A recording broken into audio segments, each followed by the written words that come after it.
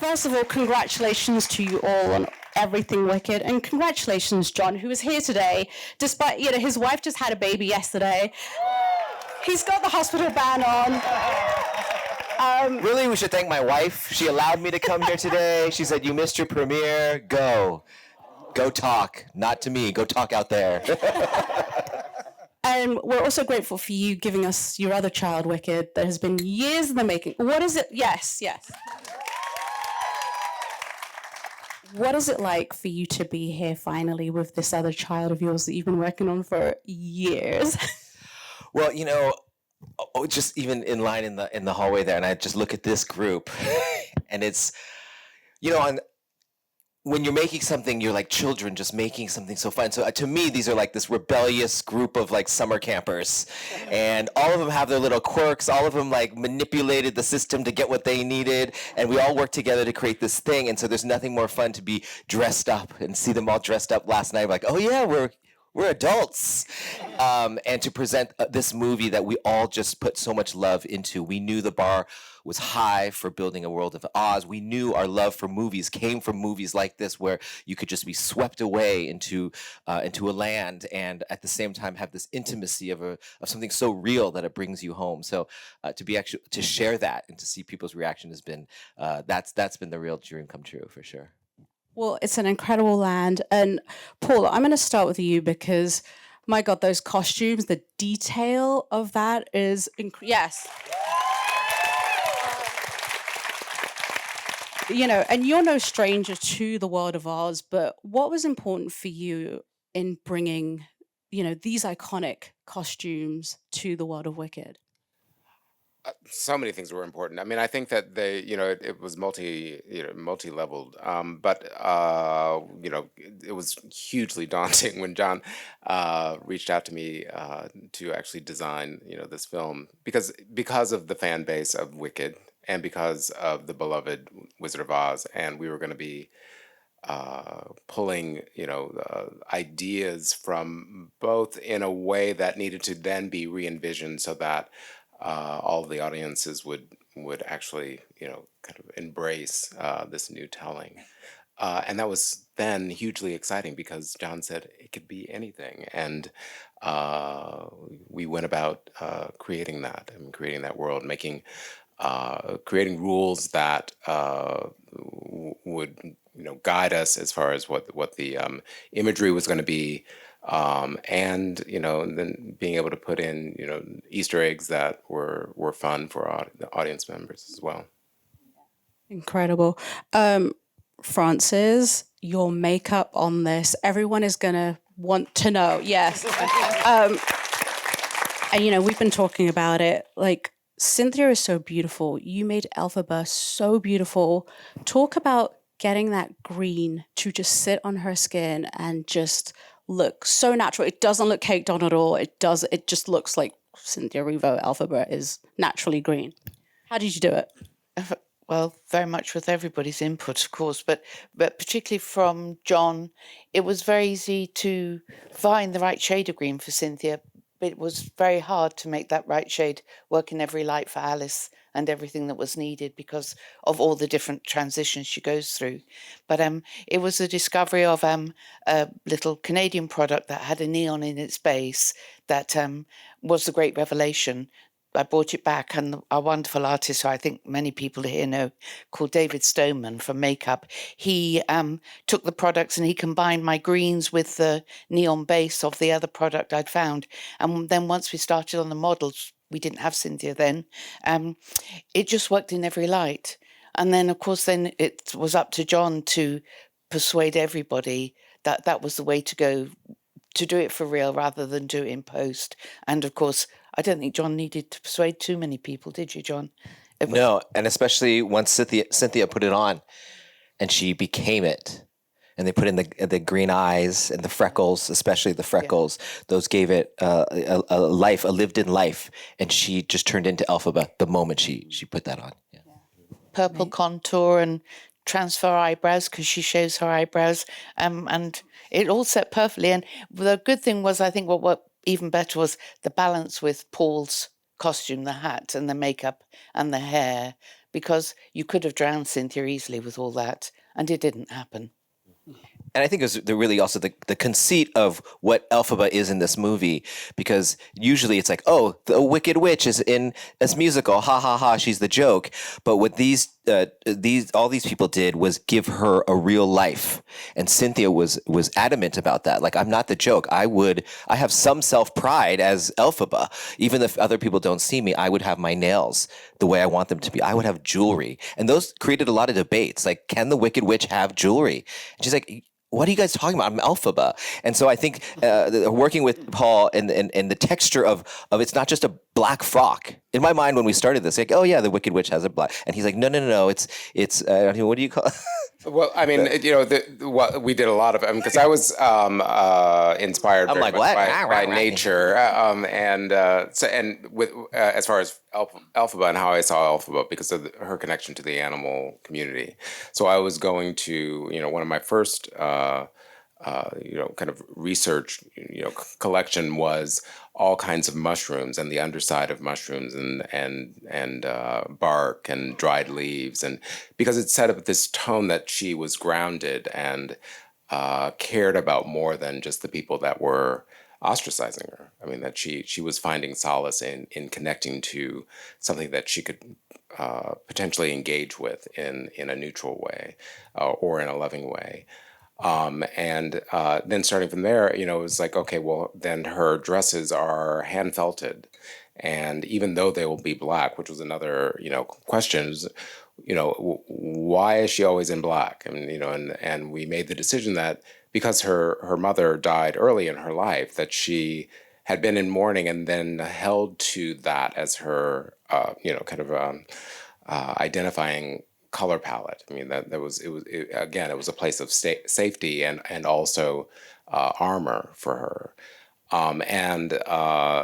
Just to be able to evolve, because I've said before, it's simpler to make sparkle and pink, lovely pink and femininity, kind of beautiful and attractive.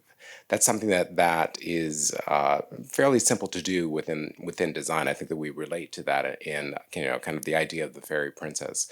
But when you're dealing with somebody who's wearing black all the time, then I mean, it was very important for me to imbue with the same, a balance of intent and style, and to do that on Cynthia was just amazing, because she's a wonderful collaborator when you're talking about clothing. I mean, she's her own fashion icon. And then to be able to, massage all that together and create looks that speak to the Elphaba that she wants to play was really an honor. I love that. Myron, before I ask you a question, this is one of Myron's favorite things to do, is he wants to know who's on Team Elfie. So if you're on Team Elfie, raise your hands. No, we got to do it with a scream. Okay, I'll do it with the scream. Team Elfie, scream. All right, Team Glinda? Well, okay, that's going to change the question now. So talk about... Team together. Team together, there you go.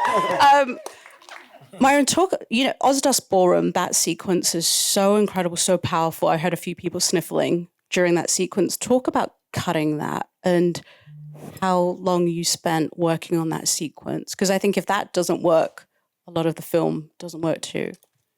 Yeah, Jon told us from the get-go that if the relationship doesn't work, then the rest of the film doesn't work. And so we knew that as a set piece, the Ozdust Ballroom was critical to setting up the relationship, setting up the emotions. There's nothing like getting 10-minute takes that are beautiful from start to finish that make you cry every single time. And I was sitting in London by myself watching these dailies and panicking because I was having a real emotional response to the dailies, and again, and Jon and Alice just were crushing me take after take. And so trying to find the essence of what you're experiencing in the raw dailies is really hard to sort of pull together, but slowly but surely I was able to find the essence of those dailies and find the emotion, because the emotion of that scene was just really important. And then I started playing around with point of view, which is, seeing Elphaba, who's at first she comes in there sort of really hopeful, and then we find out that she's crushed. And then slowly we're the point of view is shifting between the people bullying her and Glinda's point of view, and I just love playing with all those different point of views, and then having this emotional buildup. It's really interesting because at the beginning of Dancing Through Life, Fierro is sort of guiding everybody. Everyone's sort of following him, and then at the end of the number, everyone's following the girls, and I just really love that sort of bookend to the piece. Alice, the incredible cinematographer, so many incredible shots in that. Talk about filming that sequence and what Jon said to you beforehand. So Jon really, first Jon and I start a movie talking just about emotion. We've known each other for 25 years almost. We went to US. Shot my student short. Our first musical. So we bonded over our love of musicals. And when now you interrupted me, I can't think. I'm sorry. Okay, Ozdust. Okay, so She tells me what to do all the time. we break down a script just talking about emotion, and it's all about humanity. It has nothing to do with the technical. Jon is a complete emotional storyteller, and getting the opportunity to work with him on that level is amazing. So we don't talk about shot design at first. We don't talk about lighting. We don't talk about the look. We just talk about feeling. And when we did get to the Ozdust, it was about 3 months into our shoot. We had been in dance rehearsal over and over and over again, and the first with Chris Scott, our choreographer. But then when we saw Cynthia do it for the first time at dance rehearsal, we were all completely floored. And he said to me, Alice, I want to shoot her close up first. And I want it to be a 360-degree shot. And 360-degree shots are very much part of our visual language in this movie. And we knew we were going to cut it up, but he wanted her to be able to walk down the stairs and feel what it felt like to be watched and looked at and laughed at. And then do this dance, and we did it all the way through the entire number, and we shot her on a 65 millimeter lens, which was her close-up lens. And when he told me this, I'm like, Jon, you are crazy. She has this huge hat on. I need to move that shadows her face, and we need to be able to move 360 degrees. And so in that sequence, we ended up having 500 lighting cues because She was really mad at me that day. but he sets challenge. The thing I love is he gives me a challenge, and then my job is to rise to the challenge. And so week after week, I'd go in on the weekends to pre-light this movie. We shot 155 shooting days, and in that time, I took only 7 days off. I worked both Saturdays and Sundays pre-lighting because our sets were so massive. We shot 17 stages where the sets were fire lane to fire lane, floor to ceiling, and 4 huge backlots, including 2 that were the size of 4 American football fields each. And so I spent the weekends, that was my quiet time, just with my electric team, getting to be in a set. And I went back every weekend to Ozdust until we got it right. And so anyway, we do these 360-degree shots.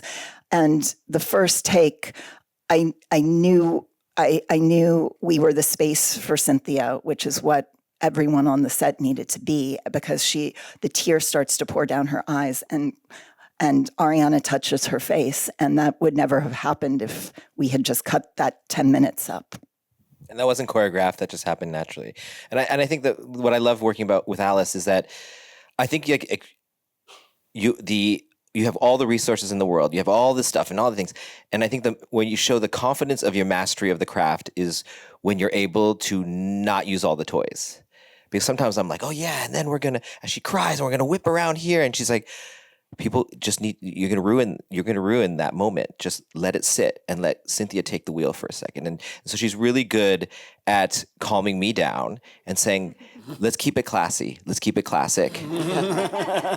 I guess I'm not classy, but from the very beginning, we wanted to make a sort of a throwback to the golden age of Hollywood, but not be old-fashioned, but have the discipline of those tools, and because that allows the audience to sit in it in a different way. And so I loved that about all these people, that every piece of detail of it was done physically, was done with patience, and was done by saying no to a lot of other ideas that we had access to. Alice, wait, there's one day you played director, right? What was that scene? So Jon loves to have babies. So on In the Heights, we were shooting In the Heights. He had his second baby, Heights, Jonathan Heights Chu. And then on this movie, he had his fourth baby while we were doing Dancing Through Life, Iggy. And so during Dancing Through Life, when Fiero's in the tornado wheel, in the library wheel. What a coincidence. The hardest part, I just bailed. He called on me and Chris Scott to make sure it went well. Yeah. Speaking about Dancing Through Life and Chris Scott's incredible choreography, Jon and Nancy, the sound design and the sound mix on this whole film is so incredible. Talk about working with Chris, working with Myron, and like having to capture these performances. Yeah, it's a challenge. A wonderful challenge. The way the world is built, we're looking to have the songs kind of blossom out of the practical elements, the world that all these characters live in.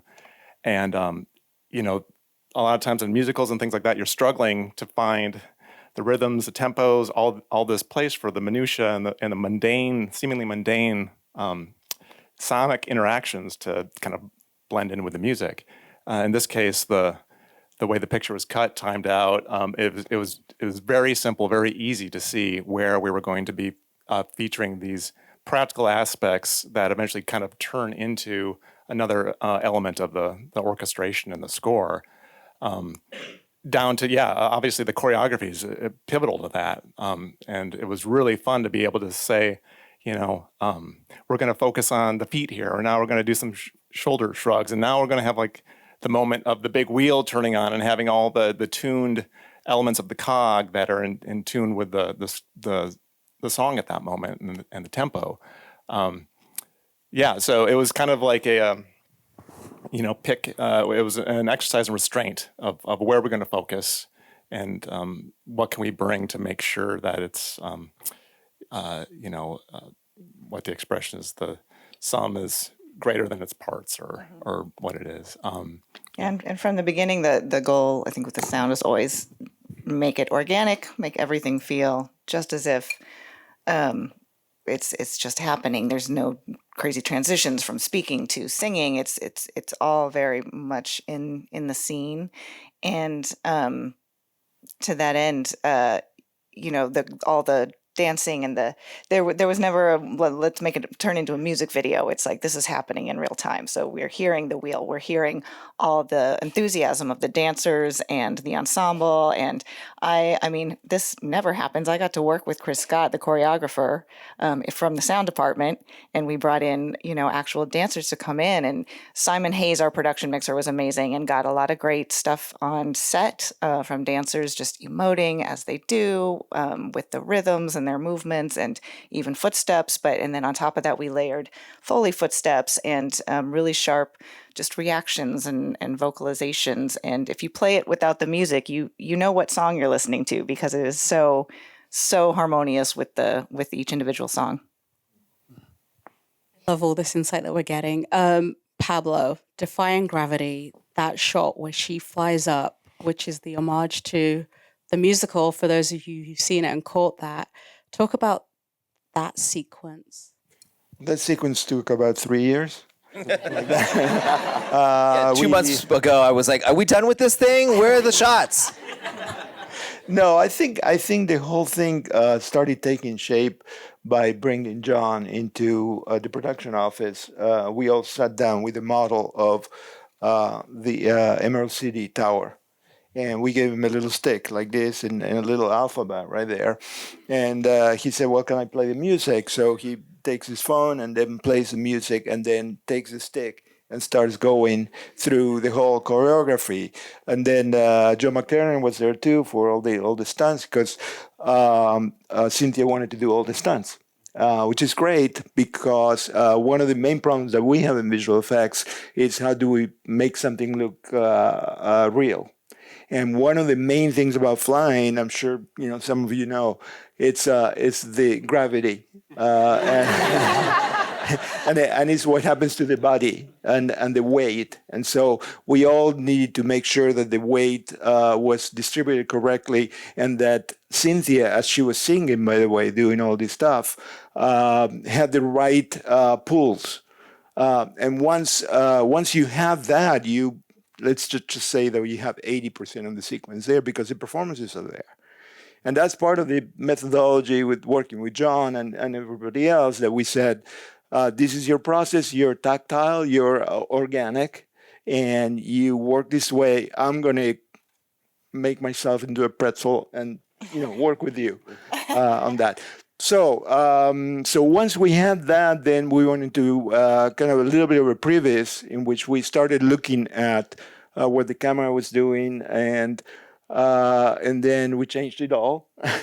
And after we shot the sequence, then we started kind of like the movie also kind of develops and kind of like tells you what the movie is.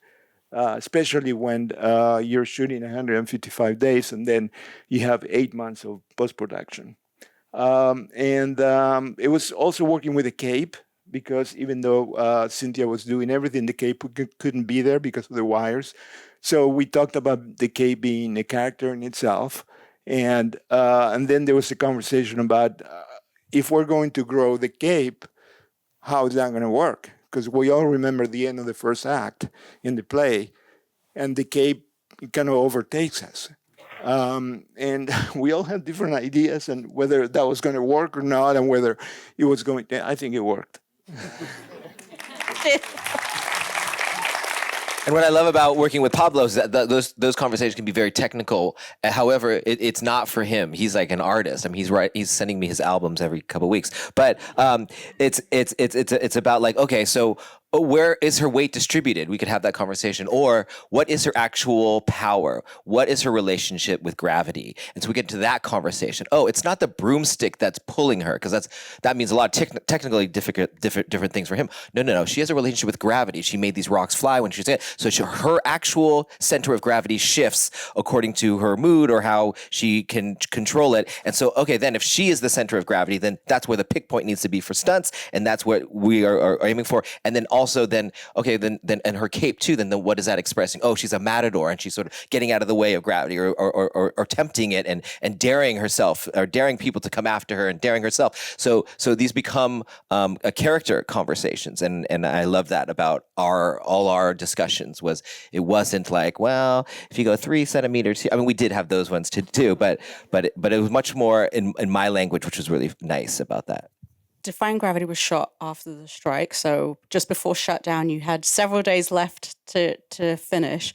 What was going through your head during the strike, and then after finally shooting that scene? Well, I really felt for Cynthia, because she trained really hard for that for a year. That's why we put it at the end of the schedule. And we had these sets, and we had 3 different giant sets that we had to do. One where you could actually like have her in the air, and that could have enough room for that. One where we could do the close-ups of the people on the balcony, and then one where she goes up the stairs. And she had been training, spinning, and doing the loop-de-loop. And then, because it's live singing, how she could sing it in the harness and whatever they had to design for that.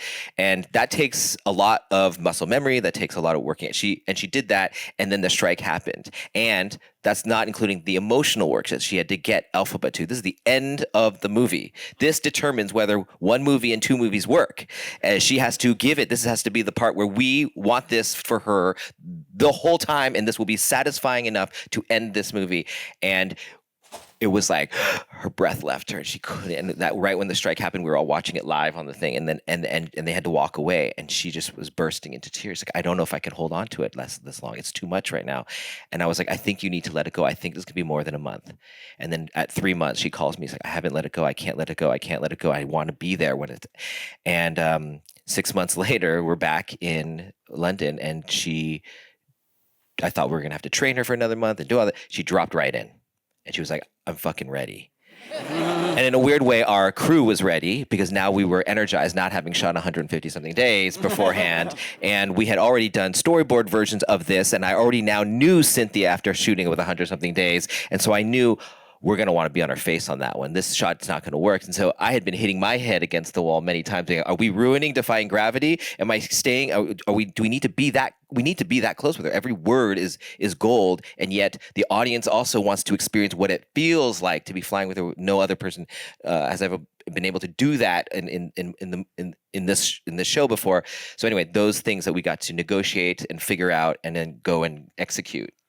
Yeah, I do think I think Defying Gravity actually benefited from it, because then we went in and everything was very specific, and we started doing camera tests with Joe McLaren and stunts, and just figuring out how our crane would be moving with Cynthia, and how to actually achieve some of these shots of the loop to loop and everything, and these big, huge sweeping shots that she was doing, but also the gentle push-ins on her. And so we did in December, before we went back, knowing we were going to go back, we did a whole round of tests, and then we were back, and on the weekend again, we went through all the lighting, because the sunset.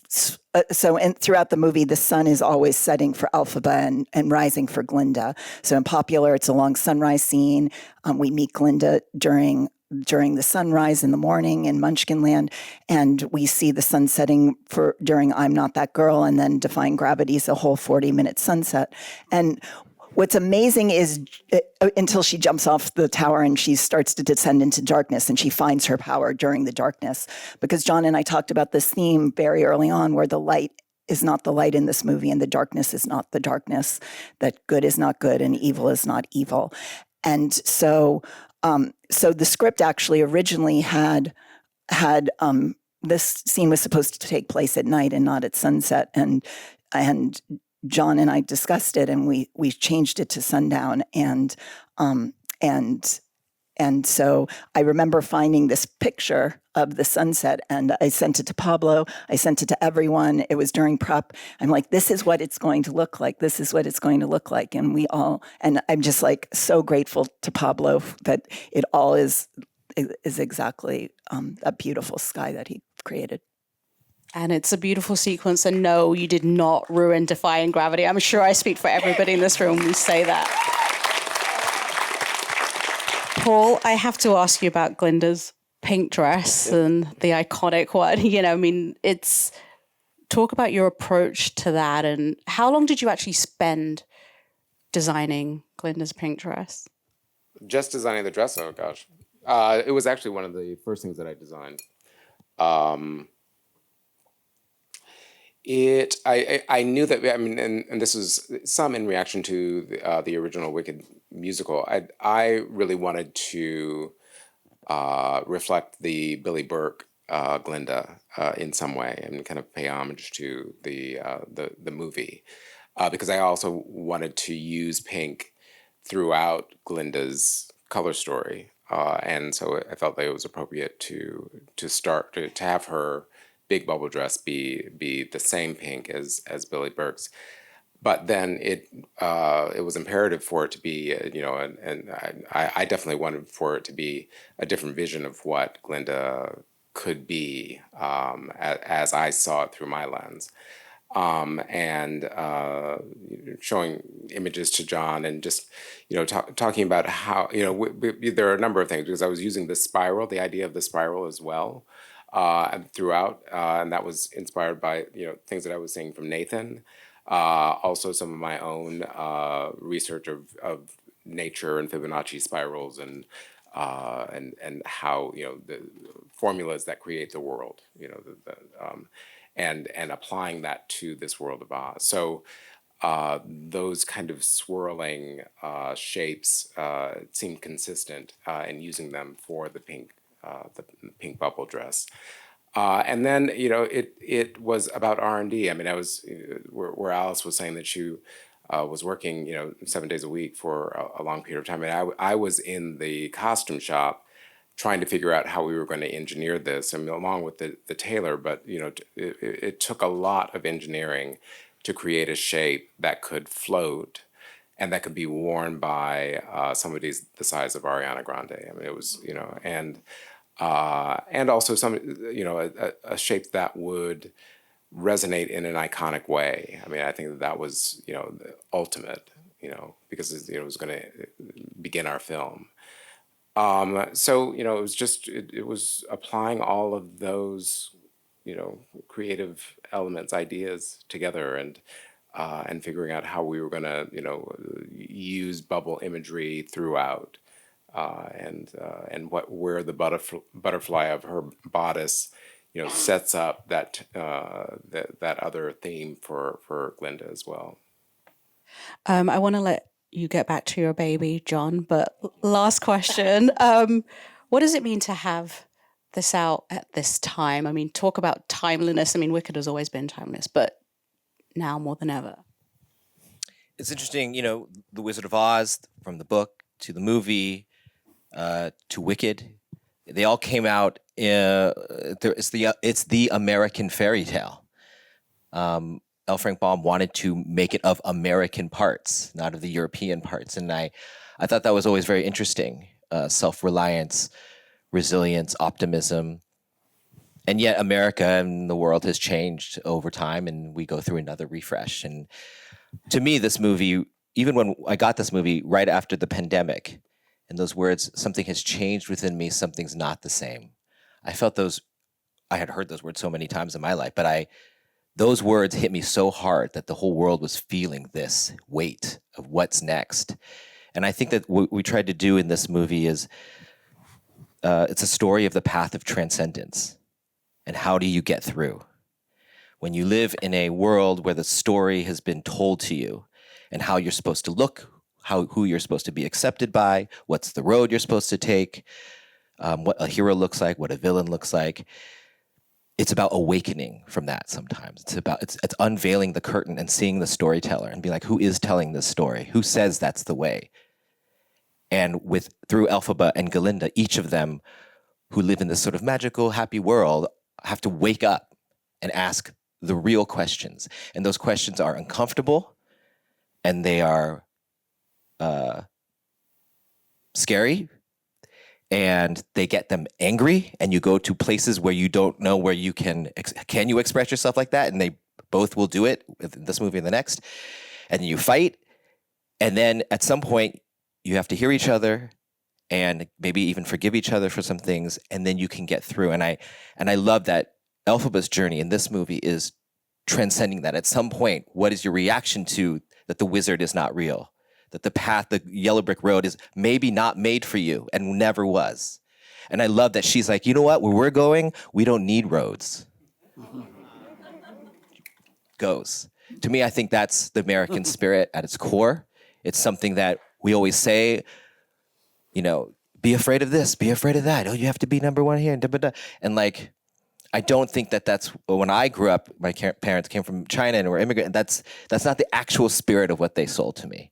And so I believe that that's who we are as human beings, and I believe that I think a little bit of what's in this movie is that all of our little pieces that we put together, all little American parts and some un-American parts that put into this, I think it's that's the ounce of things that you're getting. And at this turn into the moment of our history, I think it's like resonating more than ever. And I think if you want to see the power of these people's storytelling, look at the moments that aren't loud. Look at the stillness of the camera when it's still. Look at the button story. Oh my God, look at all the buttons. They're telling something. Watch the forms. It's incredible. I didn't even know all these things until I went to the warehouse and he's showing me. Look at the moments in between the dialogue, the listening of the other characters on the most important lines. We're sometimes not on the person who's saying the line because it means something different. Look at the way the hair meets the skin. how perspiration hits that skin, how they connect human beings and maybe even a goat, how they connect those things, or maybe even a flying monkey. Look at the beauty and the elegance of that cape and what it can stand for, almost like a flag of rebellion. Look at the silence in this movie. It's musical, but it's a silencical. The silence is where it happens. And so I think that's what we tried to do in this movie. And I hope people are feeling those things, even though it feels like, wow, I just went to a movie. But when you go home and it sits in you, and later tonight you'll think about, you're like, oh wow, there was more to this. And I think that's the power of it. Love that. So beautiful. Congratulations to you all. Thank you for giving us the gift. That's wicked. Thank you, everybody, for coming out on a Sunday afternoon. We're going to let you go. Congrats again.